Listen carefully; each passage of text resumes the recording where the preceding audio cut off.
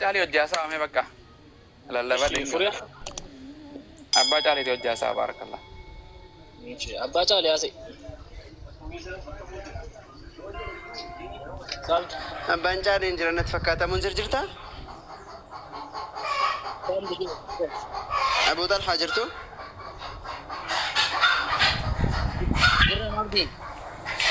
Haasawaa yaa jirannaan.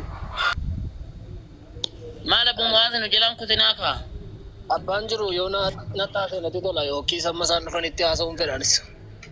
Barattoota Yesuus keessa namni takka Yesuusin Waaqayyo jedhe jira ante mucaan amma akkas jedhee bahe. Ilaame. Booko. Olaa baratu. Abbaa caaliin jedhama kuno koo maqaa koo kana. Abbaa caalii nagumaa jirta. Nagaa nagaa. Nagaa akkuma ati beektu ani kiristaana Kiristoositti amanudha. Caaffata qulqullaa'aa 66 illee nama amanudha.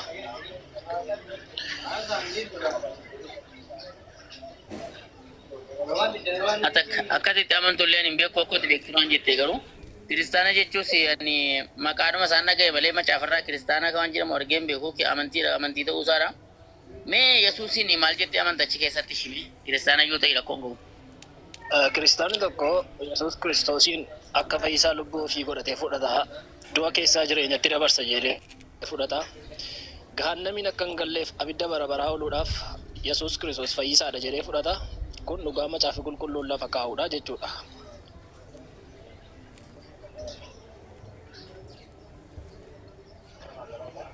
Fayyisaadha fayyisaa lubbuusaa fayyisaa isaa godhee fudhata uummanni kiristaanaa hundinuu.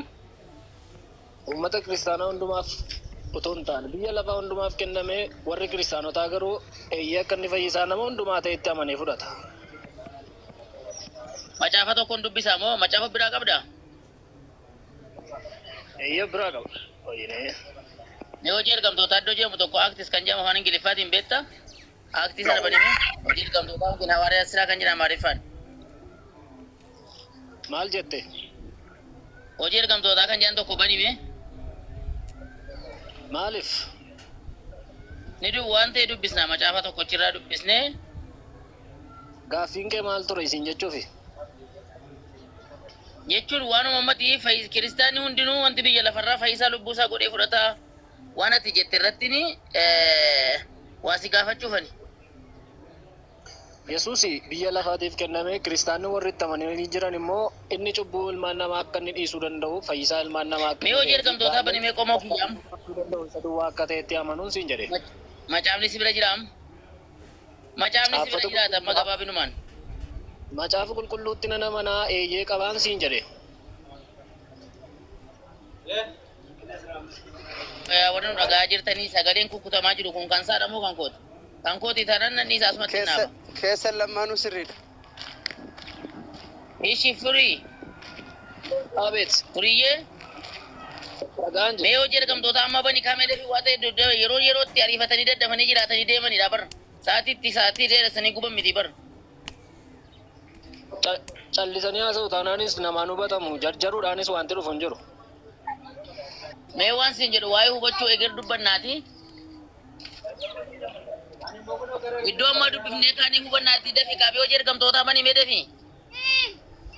Hojii ergamootaaf boqonnaa meeqa lakkoofsa meeqa? Boqonnaa 13 lakkoofsa 23 banimee. Hayyee sirrii tol fudhii dubbisimee. Namni tokko as keessa banee dubbisu xiqqoo ishee baadhee yoon jiraadhe bilbila koo biizina godhe ammallee gaafan seene. Ishaanollee fi siifan banee dubbisaan inni dubbistaanuma biraa yoo ishee. Ishaa dubbifamu. Hayyaa dubbifamu. Okay. Ishi.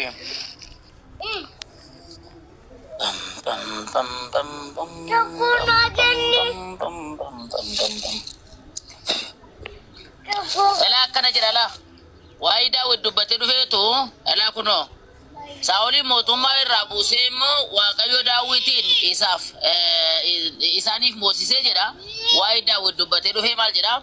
Elaa akkuma abdachiisetti sanyii namicha kanaa keessa Daawit sana keessa Waaqayyo saba Israa'eliif fayyisaa kaaseeraa jedha. Saba eenyuutiif? Saba Israa'eliif inni immoo eenyuun Yesuusidha jedha. Ati saba Israa'elii qomoo koo furii. Saba Israa'el warra kudha lamaan keessaa ati gosa kamidha? Saba Israa'el keessaa gosa kamidha? Naazreeti caan. Eh? Israa'elidha. Israa'elidha. Ati Israa'elidha? Ha? Eeyyee Israa'el dhugaadhaan. Okay. Biyya kana dhiyoo bara kam dhuftani biyya Oromiyaa kana? Waa'ee lafaa wajjin waliin qabatu dubbichi. Dubbichi maaliif akka dubbate sirriitti adda baafachuu sirriitti Jechuun ani immaa istirii makee baruufan jedhe lakki maxxee akka taate maxxee ta'uu kee bareetanan bara kam dhufte siin jechuu barbaadeen rakkoon qabu. Amma rakkoon qabu. Ani biyya kanaaf akabbaan caalii maxxee miti sanyii Oromoo biyya kaa keessa dhalatedhaani. Ani Israa'el miti. Kanaaf namoonni ati Israa'el ta'uu dandeessa. Kanaaf saba Israa'el garuu immoo daangeffamaadha inni iyyuu. Daangeffamaadha. Eessatti daangeffama jetta? Lakkoofsa 5 siifan banaa. Daangeffamaadha. Biyya lafaa kanarraa amman jirutti aniifa biyya lafaatii jedha. Biyya lafaarraa ol bahuu isaatiin wanti hunduu raawwatameera kan Yesuusi. Dhumeera lammatatti deebiin hin jiru. Bara kana keessa hamma yoona kanaatti uuma Israa'el taatellee Yesuusin hordofuun siif illee hin jiru rakkoon qabu. Wallaalummaadhaan hordofaa jirta waan ta'eef. Darbee immoo Israa'el waan taateef rakkoon qabu. Maxxee ta'uu kee garuu abbaa caalii nama laadhu gaafa haasoftu haasa'e nawaamin ga. gaafatte sirriitti adda baasi. Nama laadhu. Naa deebistee tasirriitti ani maxxeedha ani Israa'elidha malee Oromoo miti. Maxxeedha naan jechaa jirta bakka kana maaliin godha kanarra? Hordoftoonni keessi taasisamu waan ta'eef carraa namaa laadhu. Gaaffii maaliif jedhina gaafa deebii malee cal jettee immoo ofii keetiin haasa'in tasgabbaa jalqaba. Maaliif Israa'eliin taatee maal jedhama maaliif maxxoo? Oromiyaan kun sabaaf sablammii hedduu of keessatti hammatte hundaa keessumsiisaa jirti waan ta'eef ani maaliif jedhee ganaas hin gaafadhu yoo wallaalaa ta'e malee ani nan beeka waan ta'eedhaaf. Waan biraatti si darbame. Inni dhimma mataa qulqulluu itti hubatteedha inni sii galee Israa'el lugaa jechuun maal akka inni ta'e. Israa'el keessatti dhalachuudhaan Israa'el jechuun maal jechuu akka ta'e sirriitti adda baafadhu. Firiidha wajjin itti kutaa firii shaadaa itti firiini kana firraa dhiisaa Israa'el Iraan irraa hin dandamanne. Okay. Firii namarraa. Nama shaadaa qabatu jiranitti fakkaata. Firii namarraa jechaa jiru kaa. Itti fufaa. Harri guyyaa shaadaati. Maashaallah. Firii.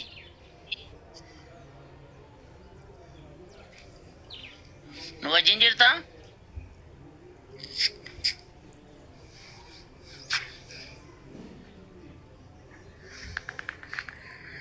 Okay, keessa deebitee jirti. Yeroo isheen mijeeteetta dubbattu mee furii wajjin xiqqoo ishee waa haasaa. Hai maxxeen koo na jalaa bu'ee?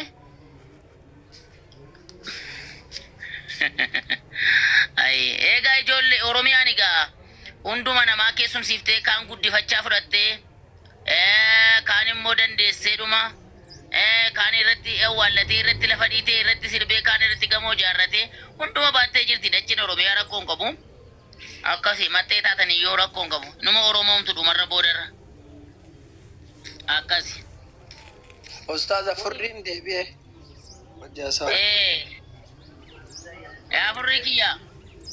Ati fufi mee tasgabbaa'e mee al takka mee boqonnaa fudhachaa haasa'e mee seera qaba haasaan kunillee nama baay'ee nu dhaggeeffata waan ta'eef.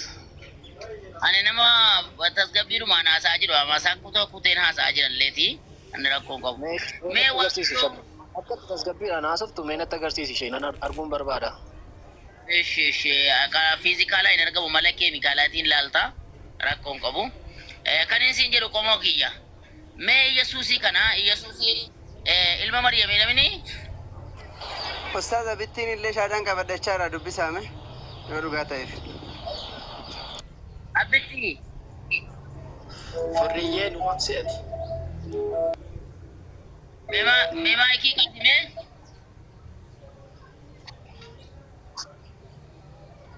Abbitti.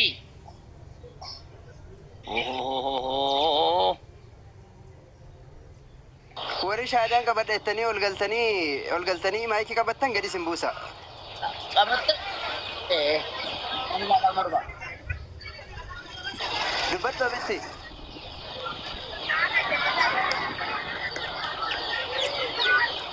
Hey. Yeroo takka furii koy. Yeroo takka furii koy. Yeroo takka obsi. Abitti dubbadhu. Furii waanuu shaadaa qabadhu jettanii innis. Furii. Shaadaan dirga. Koya ustaazi sadii isaa inni cufa banannaan cufachuun beeku. Kuteera bakka inni.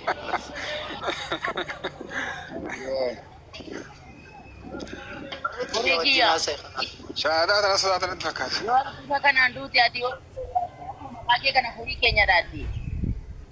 Makaana keenya Yahudotaaf Nasaaraatu nama jiran alhamdulillah.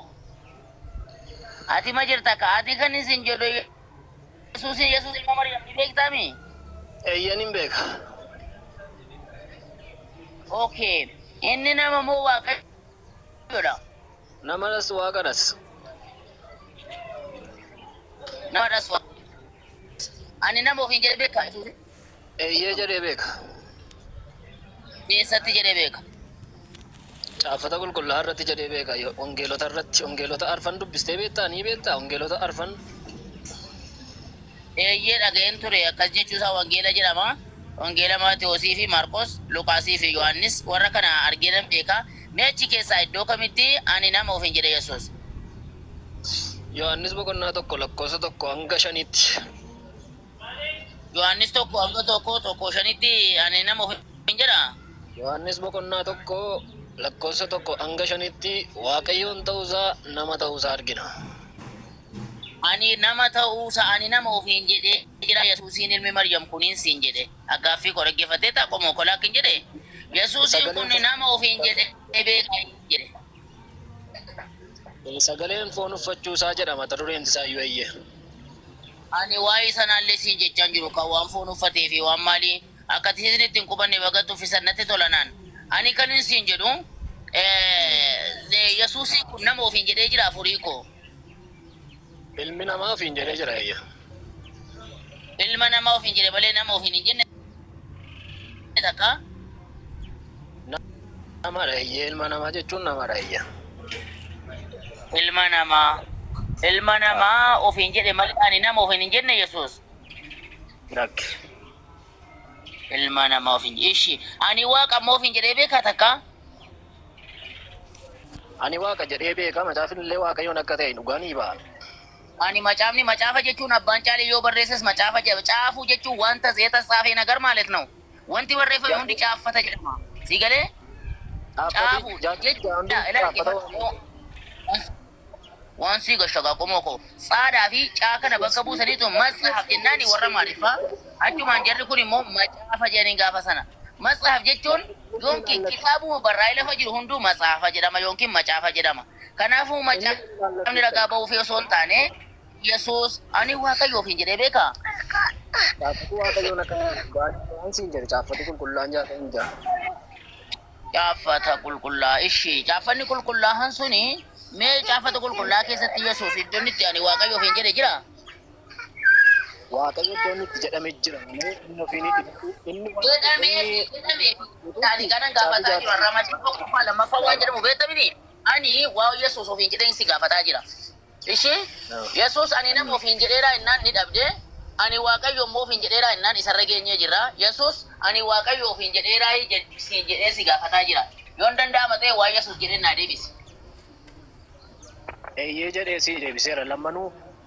Eessatti jedhe? Eessatti waaqayyo ofiin jedhe? Qulqullaa keessatti jedhe caafata qulqullaa keessatti jedhe. Idduma sana baniiti ela iddoo kasitti jedheeran jedhe. Kan si banuu fi gaaffii tokkoon si gaafadha naa deebista. Lakki nan gaafatin kaase qomoo kiyya. Ani waan si jechaa jiru. Lakki kaa. Ragaan laanni kaasammaa afaanumarraa naa deebiste. Isaaba kennatti maarta malee kitaaba keerraa natti maan jirtu waan ta'eef Yesuus ani waaqayyo ofiin jedhee beekaa. Eeyyeen siin jedhe. Eessatti iddoo isaa natti agarsiisi. Gaaffiidhaan si deebisa waan na caqasiin jedhe kanaaf na Gaaffiidhaan naan deebisii caafatarraa naa deebisii caafata waaqayyo sama jette sana. Sarraan barbaada. akka inni ta'e jira. Caaffata qulqullaa jaatamii jaarraa nama akka inni ta'e jira. Waaqayyoon akka inni ta'e jiraan siin jedhe garuu isaan dura deemanii sii deemee dura waan asii qaba yookiin toleraan